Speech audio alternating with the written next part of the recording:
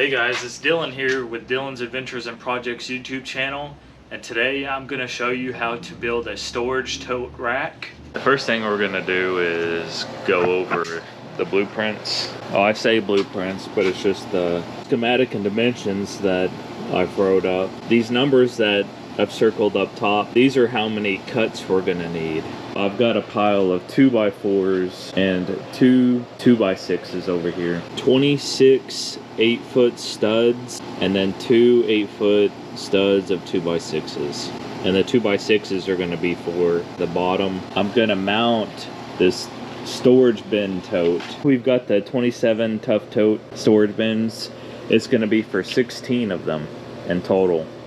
You can also make these for the 14 gallon as well. The dimensions that I'm giving you here is going to be for the 27 gallon. So we're going to start from left to right, and these are going to be the dimensions and cuts that you need. So in total you need 26 2x4s and then two 2x6s if you guys want to add wheels underneath it. I've got these 8-inch casters that measure out like 3.5 by 4.5 inches on the bottom, so we need 2x6s to cover the bottom plate there. So the verticals, you're gonna have 1, 2, 3, 4, and then there's gonna be a 4x4 for each bin tote. So your vertical studs at 72 inches, you're gonna need 10 of those. We're gonna need 32 29-inch tote support. Those will be your horizontal runners. You're going to need 4 top and bottom plate at 89.5 inches. These will be your horizontals from left to right. And then 22 inches front to back supports. So these will be your top supports. Your inner frame supports are going to be 20.5 inches. So these inner frame supports are going to be from left to right, in between, above your boxes. These front to back supports are going to be supports from front to back, obviously. We're going to be using a nail gun and then lag screws for the casters. This is kind of the material we'll need, and then I got a reciprocating saw. Alright guys, let's get to it. We're going to start with our cuts, and then we'll move on to the assembly process afterwards.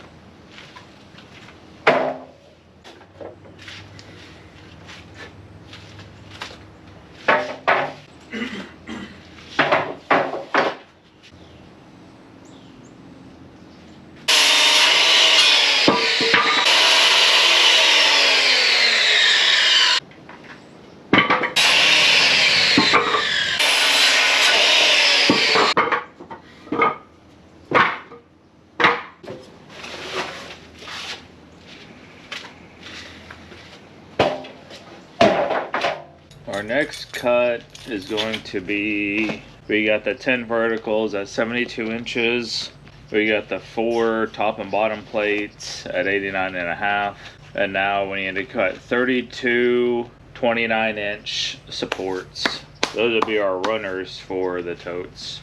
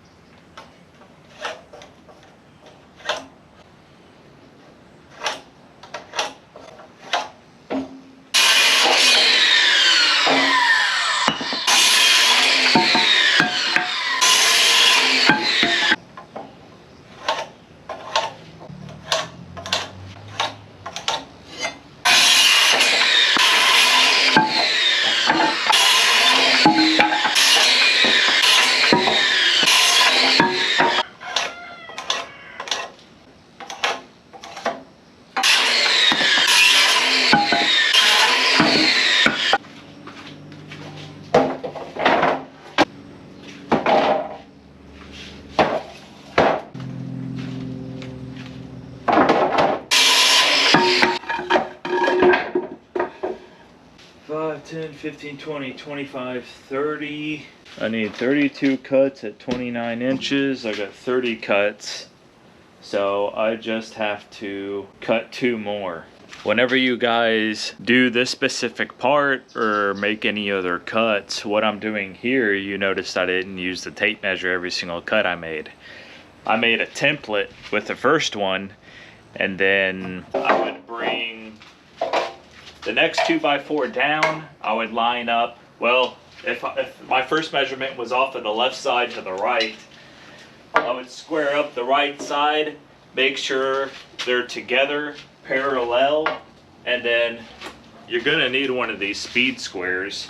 So this speed square serves multiple purposes. You could measure off of it if you need to, or I'm squaring up the ends using this as a template, putting this down, and then that's a straight edge, so I'll just mark the other one.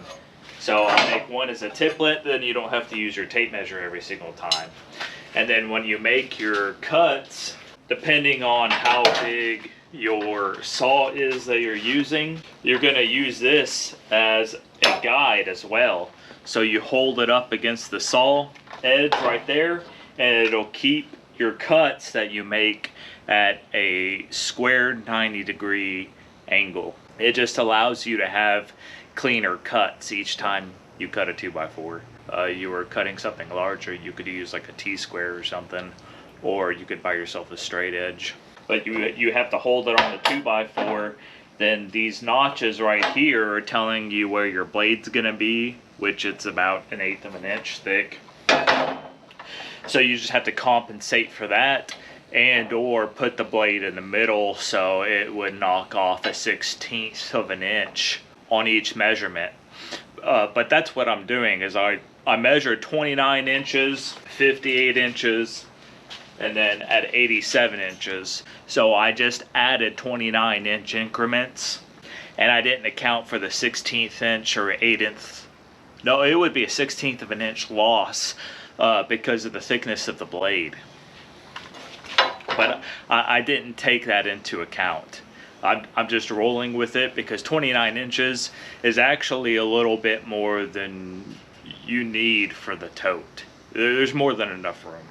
So we're not shorting ourselves by measuring 29 inches or taking at least a 1/16 of an inch off of the 29.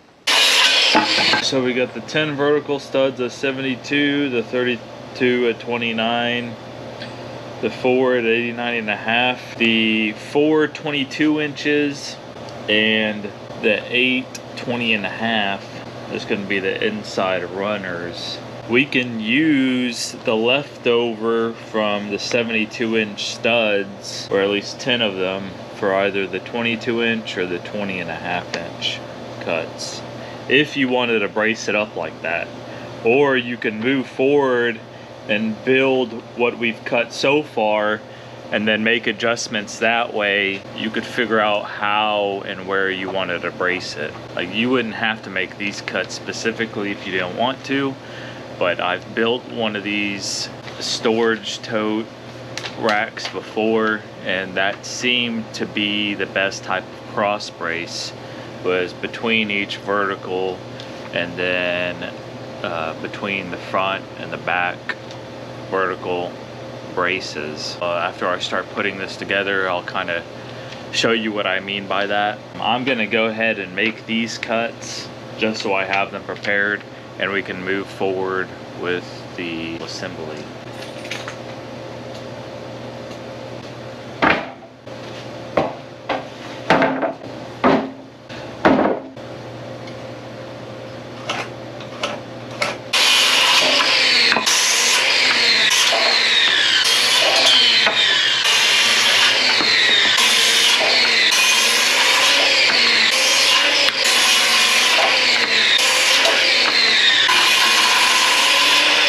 My initial cuts are done. We're gonna start the assembly process. You're gonna see me probably later on make a couple more cuts. I'm not completely done. I'm not cutting the 2x6s yet because I don't know how I'm gonna go about adding the casters, and I want to hold off on that so after it's built I can get my proper measurements.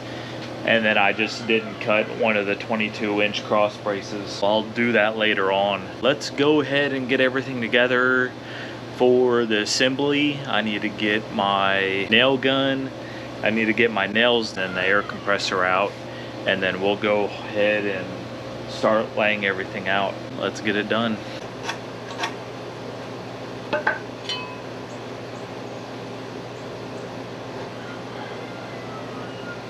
For my top and bottom plates, I'm going to make a template again.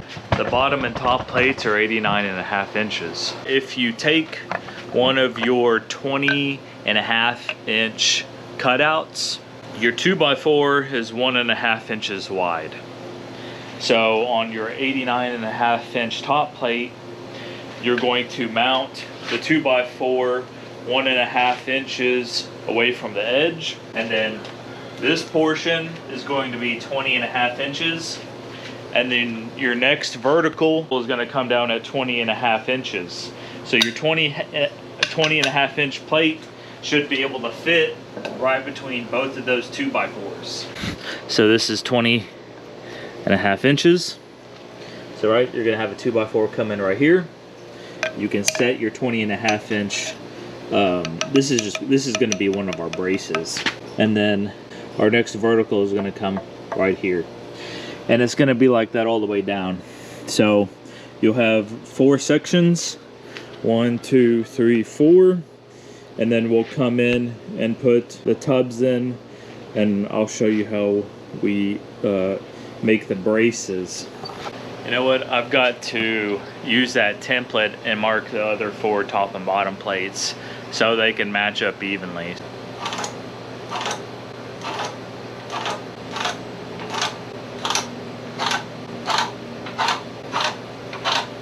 So we're going to take 2 89.5 inch top plates, then we're going to grab our 79, we're going to grab 2 72s, and we'll need 5 in total, and we'll make the wall.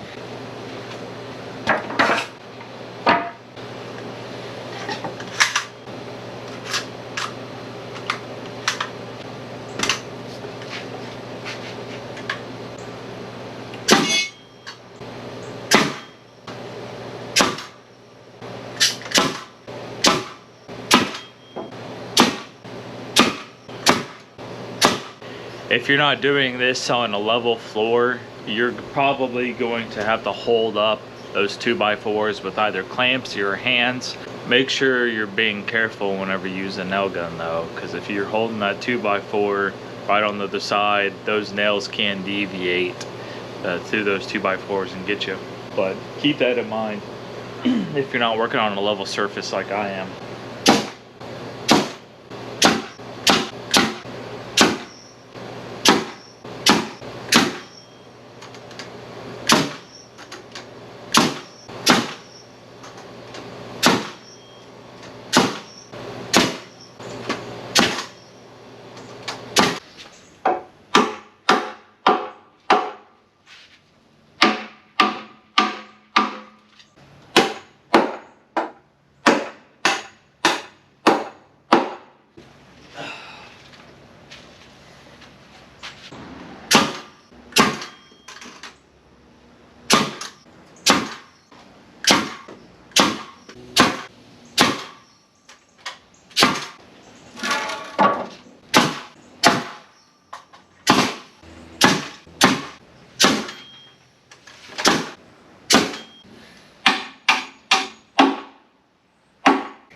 We're going to be installing the runners from the front to the back, and these are going to be the supports for the totes themselves.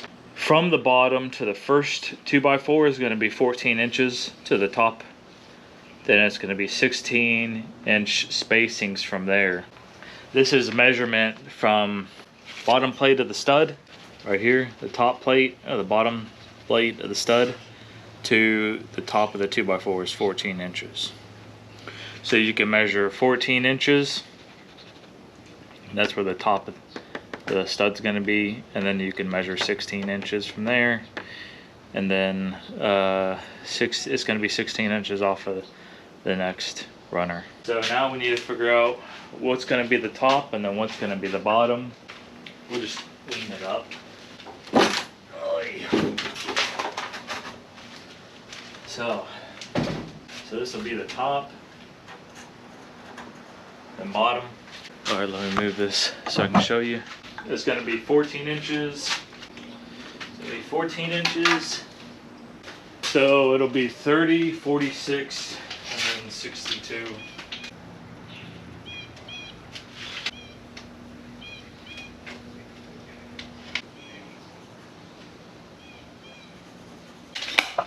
The first marking will be a 14, 30, 46, and then 62.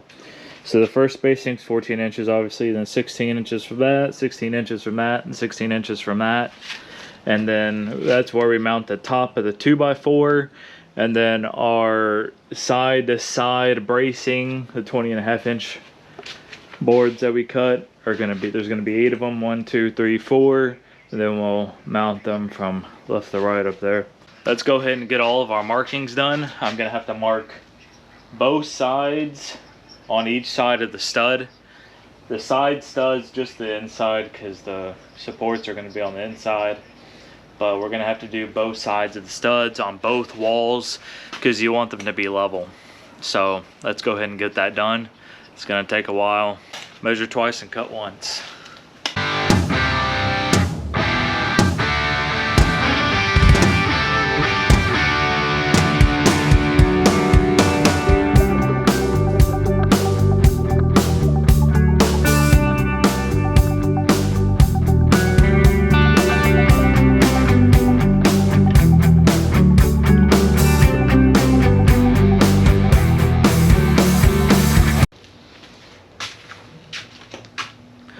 So you can see I got it marked on every single stud. I'm gonna do the same thing, but on this side, it'll help us line up the runners whenever we start to nail them in. All right, so let's do this second one.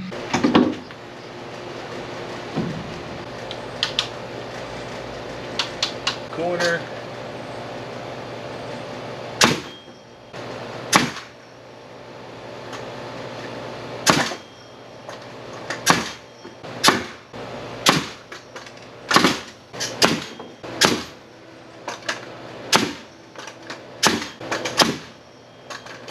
The first one's the hardest, but after you get the first couple in, it'll stand up by itself. These runners, that's where your totes are gonna sit on. All you have to do is line them up, square them up on the edges, and then line them up with the top sides of the markings we made on each side. Like I was saying, just make sure you line those you line up the 2x4s with those markings we made. And then you should be good as long as they're squared up.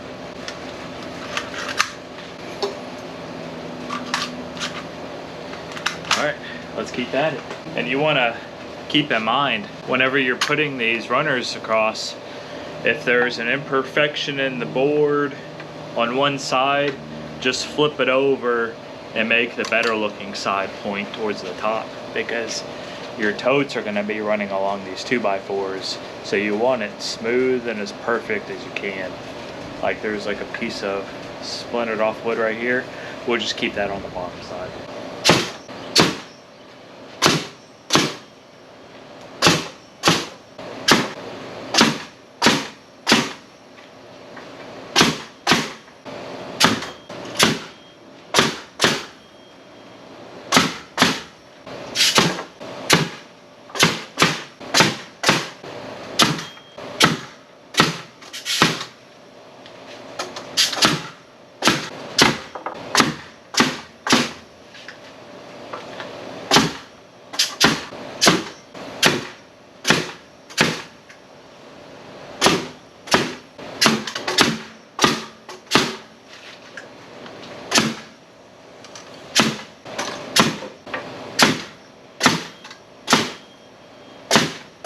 See, like this, that's a pretty big imperfection, so you're going to want to flip it around, use this top side right here, and you could also keep it towards the inside. So just so it's hidden a little bit.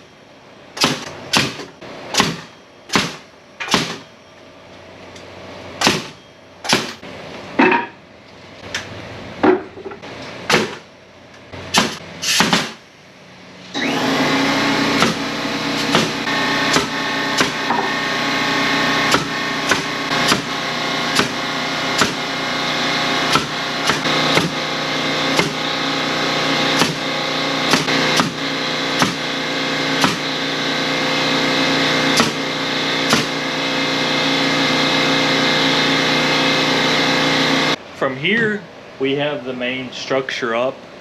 The 20.5-inch cuts that we made are going to run in between the verticals, and this is going to help brace the whole structure. As of now, it wobbles a little bit, and this will significantly cut down the wobbling. I smelled something burning. Had to run over there and check. The neighbors are burning some brush. The moment of truth.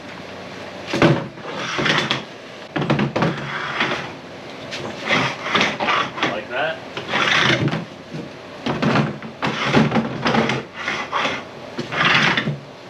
The very bottom one's gonna feel like that. Depending how heavy the objects you have in there, you may want to put more braces up. We're gonna put a brace probably either on the top side or right in the middle. These 22s, so these I'm gonna put 4 inches from the top on the inside. So I got the first one in. The top of the stud on this side is 4 inches in between here.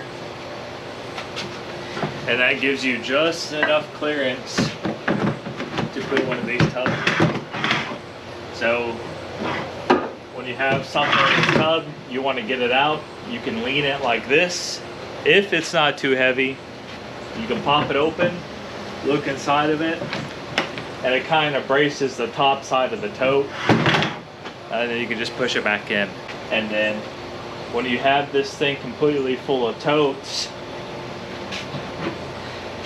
it's just the right amount of spacing to do the same thing. So you pull it out and you can brace it. It helps you brace. Well, this shouldn't move that much if there's stuff in it, but it helps you brace each tote up so you can look into it, then close it up, and push it back into place. It's just the right amount of spacing. I've got this one nailed down, and then I'll do another one on the inside, and then I'll put those 22-inch braces in between the front and the back, and that'll help keep it from swaying left to right and front to back. Let me go ahead and get that fit, and we'll go ahead and nail that in.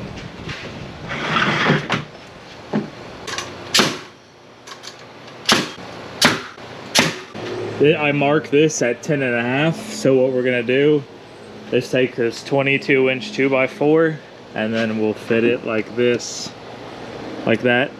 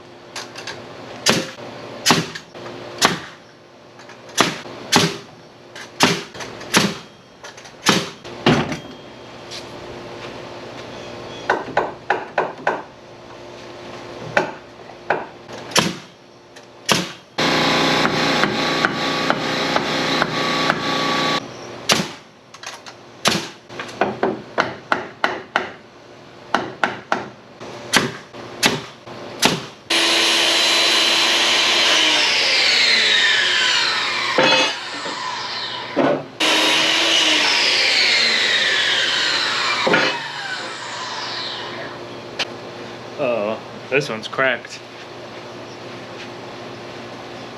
I didn't notice that.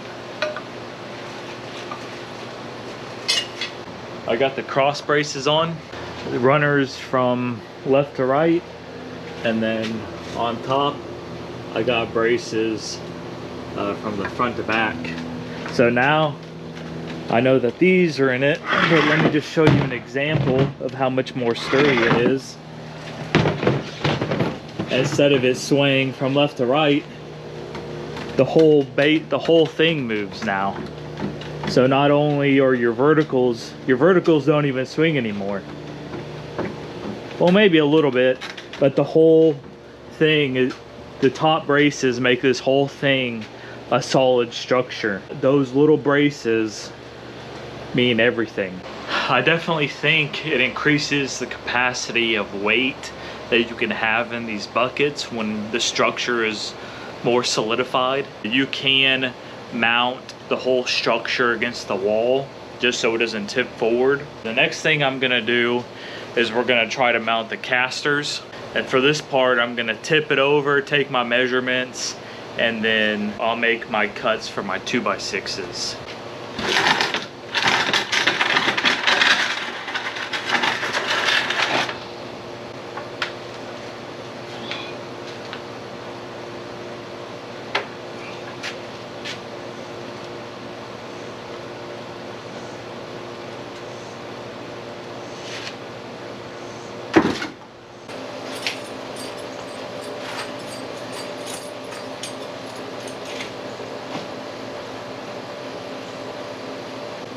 These have to be mounted directionally.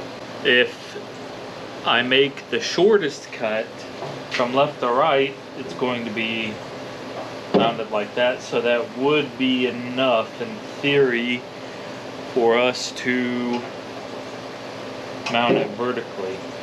So what I'm gonna do is make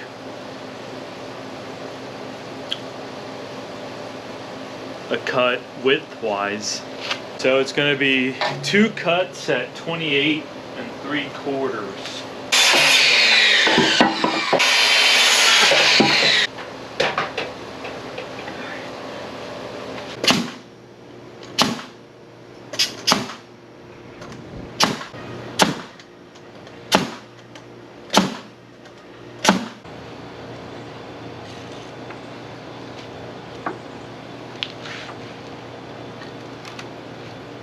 What we're going to use to mount those casters is lag bolts. Woo! Almost on my foot. Alright, so what we're doing here is we're going to be taking lag bolts, washer and lock washer. These are 3/8 of an inch. We're going to be taking a lag bolt, lock washer, and then your washer, and it's going to be like that. So we're going to work up 4 of those for each wheel. We got to find the right size see, because these are 3/8. A quarter inch wouldn't be too bad. Let's try that. See what happens.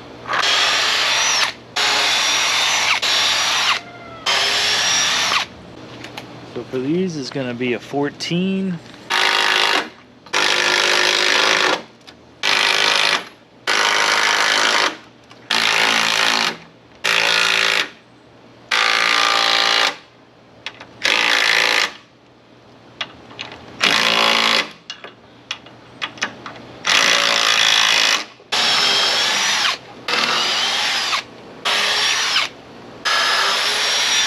Let's get this one in. We gotta go get some more bolts.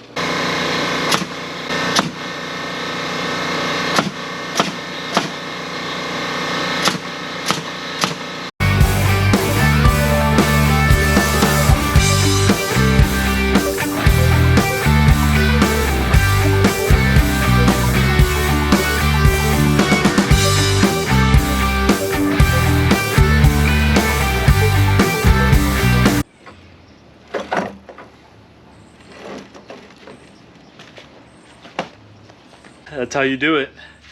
Now, the next step is we need to tip this thing back over.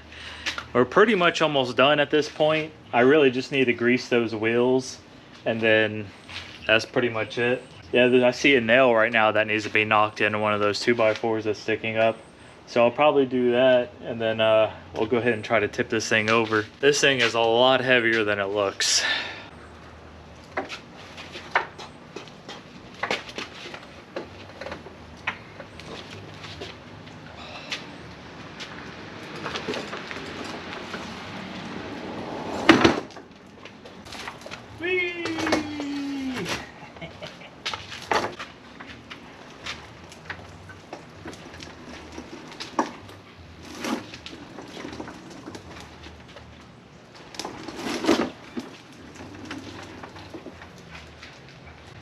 This thing is a little hard to drive, but that's why I got the steer tires on one side and then fixed tires on the back. Depending on what you want, you can customize the casters that you put on here. I'll probably at some point have to push this through the grass or the dirt. I'm actually going to store this in the shed that I have in the back. So I've bought bigger casters. You don't even have to put casters on it if you don't want. Alright guys, thanks for watching. I'll see you next time. Bye.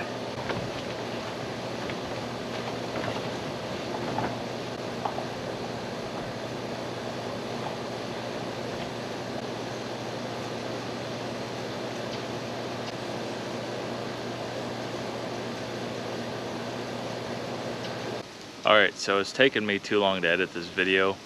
I've already decided I wanted to paint the rack, so I figured I'd just incorporate me painting this into the video. I bought several cans of this lacquer. I completely coated it with the lacquer, and I started to think, I wonder how waterproof lacquer is. So I gave it a goog and realized that lacquer only gives you a little bit of water resistance, and it's really just like a glossy finish more than anything else. It's soaking it up pretty well. But I have a gallon of deck sealer that I'm gonna coat it with. And I bought this several years ago whenever I built the deck out on my boat, which I'm gonna have to rebuild pretty soon. This is supposed to be a water guard, and it's not only a wood stain, but it also seals. It says it's supposed to provide waterproofing, mildew resistance, sunblock, and then scuff guard technology. But it says it protects it up to 3 years. I'm not gonna have this rack in the sun, but it's gonna be in my shed over here. So I'm gonna try to coat it with this stuff, and I'll end up just pushing it as far in the shed that I can. Hopefully it provides a little more waterproofing than it would if it didn't have it. I'm just gonna roll this stuff on. I normally keep like spare brushes and rollers on me just in case from like previous paint jobs, and that's actually what I'm going to use one of the containers for. I'm going to pack all my paint supplies in one of them. Yeah, since I have a small roller, I'm just going to roll it on. I have several paint brushes that I normally keep in stock, and I was gonna do that, but I'm not interested in this taking that long. I'm just gonna hit it quick and then, you know, pack it up.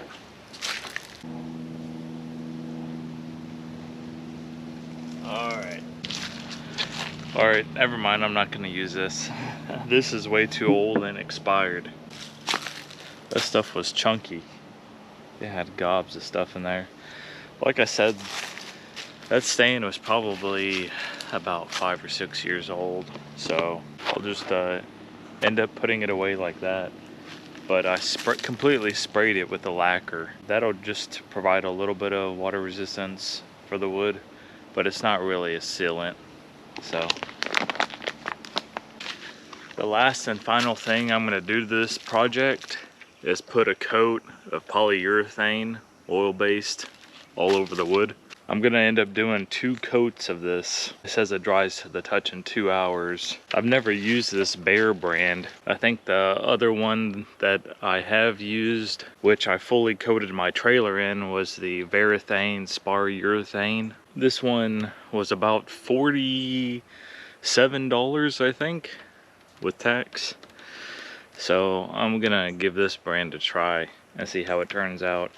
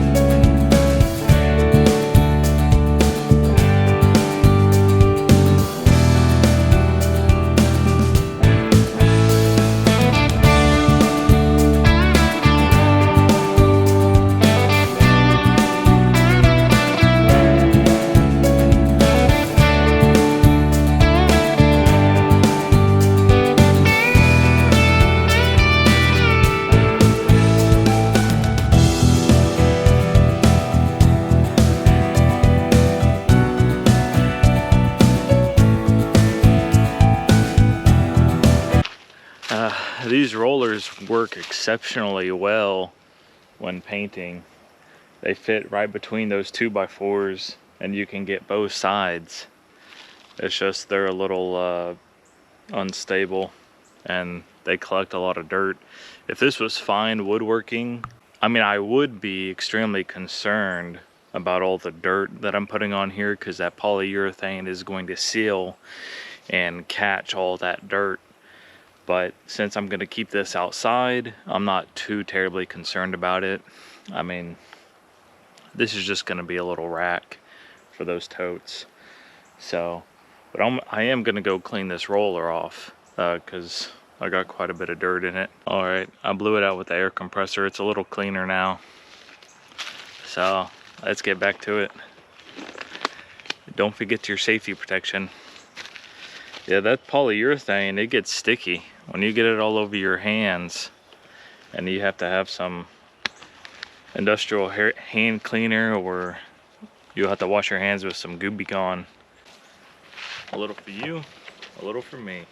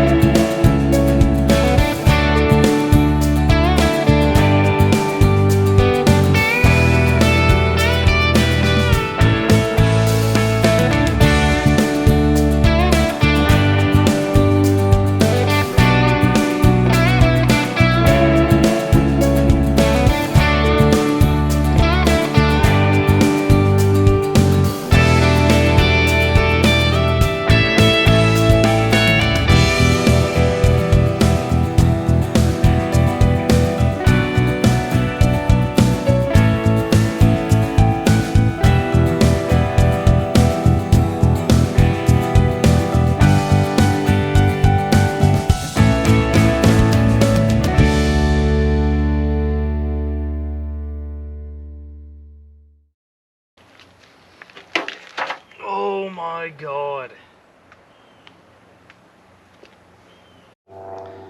So if you notice in my video, I'm usually always wearing earphones or ear protection. These are the Samsung earbuds. I dropped it inside that polyurethane. But I was saying, if you get, I thought this stuff was called Gooby Gone. It's just called Goo Gone. If you spray this stuff like on your skin, that polyurethane wipes right off. So I highly recommend having a bottle of this stuff in your stock. All right, so the first coat's done. I'm gonna give it about an hour to dry according to the recommendations, and then we'll come back and do a second coat. We're gonna stop at a second coat. Don't think 3 coats is gonna be necessary, but I'll show you what it looks like. Not too bad. Looks a lot better.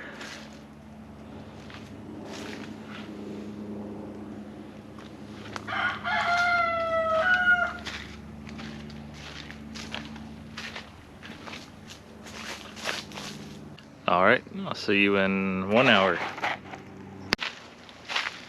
All right, time to do the second coat.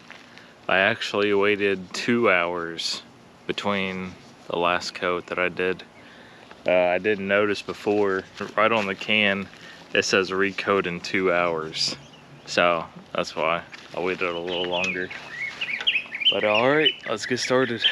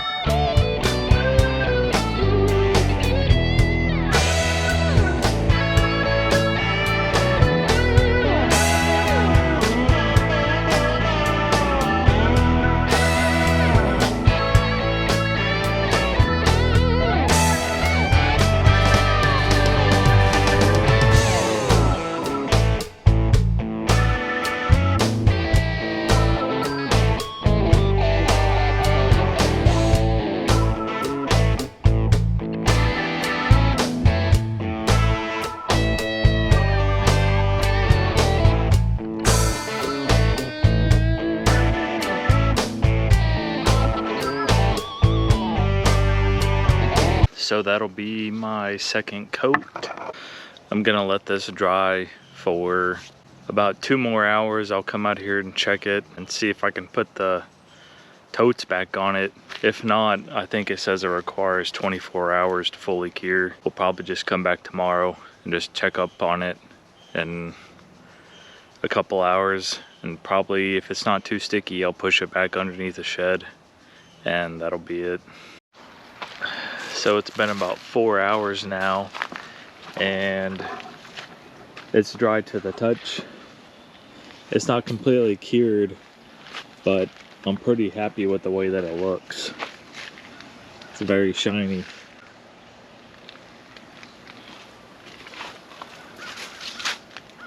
I'm gonna push it back in the shed, and that's gonna be it for today.